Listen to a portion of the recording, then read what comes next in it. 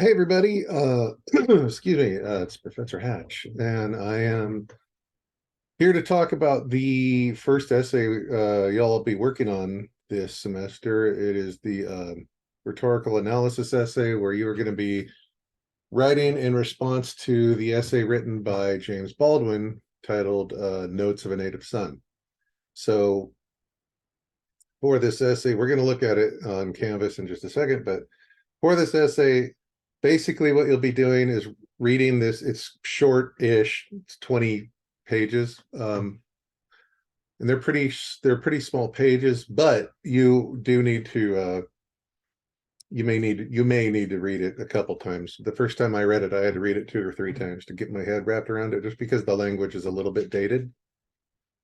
It was only written in I want to say the 50s or the 60s, but I can't remember off the top of my head at the moment. In any case, you're going to read this. It's a pretty straightforward essay, discusses racism. And then you're going to identify the central thesis, which is the main point Baldwin's trying to make here in this essay. And then you're going to find 3 quotes from the essay that stick out to you for whatever reason. Either they just strike a nerve with you, or you find them particularly profound, or you just think they're really well put, or something else. But you're going to find 3 quotes from the essay. There are several from the essay that are quite good. And then you're going to explain whether or not each quote is an example of pathos, ethos, or logos. And then you're also going to state whether or not the quote strengthens or weakens Baldwin's overall argument that he's making with this essay. So, and I'll go into a little more detail when I am making the video for the outline part of this essay, which is a separate video, because honestly, these videos need to be short, because who the hell wants to watch a 30-minute video?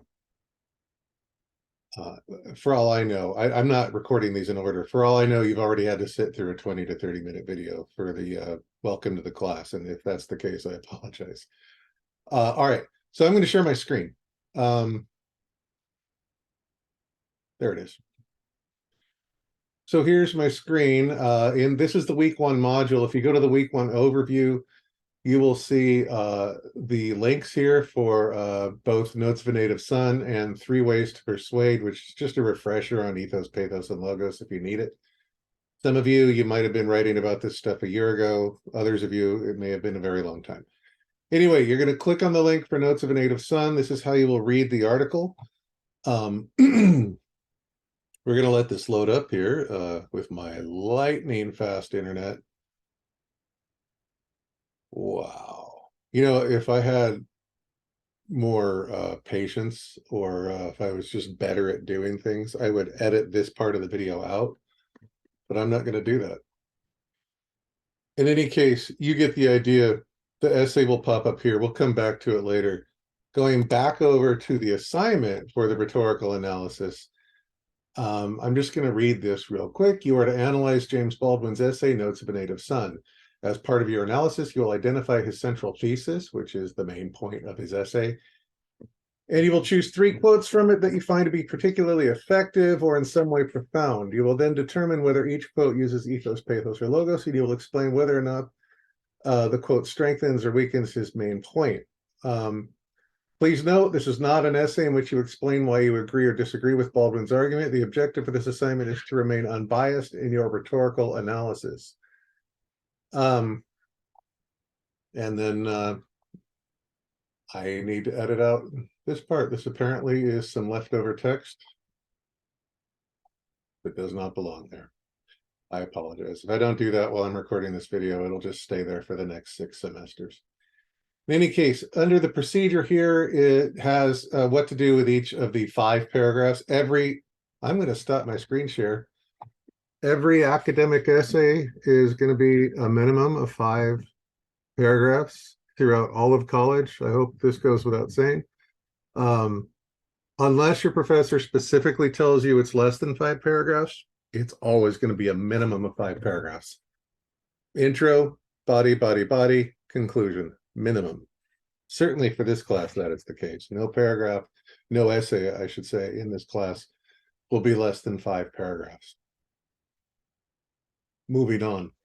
Under procedure here, the intro paragraph, it tells you what you need to do.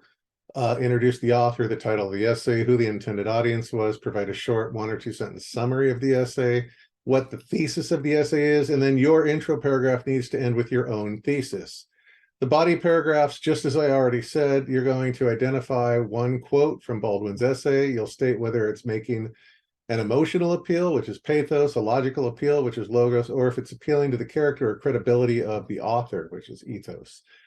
You will then state whether this particular quote strengthens or weakens the main point of Baldwin's essay. Each body paragraph, with the exception of the final body paragraph, should end with a transition into the next body paragraph. You never include a transition with the final body paragraph. That's not necessary, and it would be weird. And then in your concluding paragraph, just 3 to 5 sentences with a brief summary of your main points and your final thoughts on the subject. Down here are all the various requirements. 1,000 words minimum, no works cited pages needed, MLA format must be used. There's only one source allowed, which is the essay, which is why you don't need a works cited page.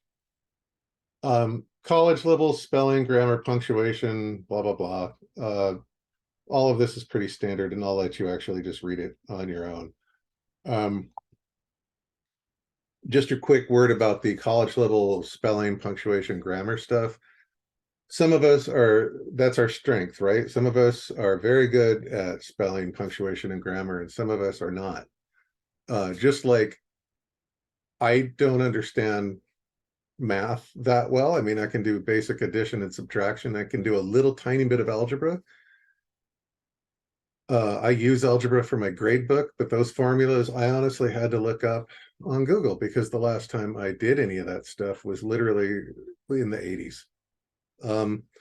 In any case, we all have our strengths and weaknesses. If punctuation, spelling, and grammar are not in your particular set of strengths, that's fine. Use your spell check. Use Grammarly. There's a free version of Grammarly out there. It's awesome. I have a lot of students who use it.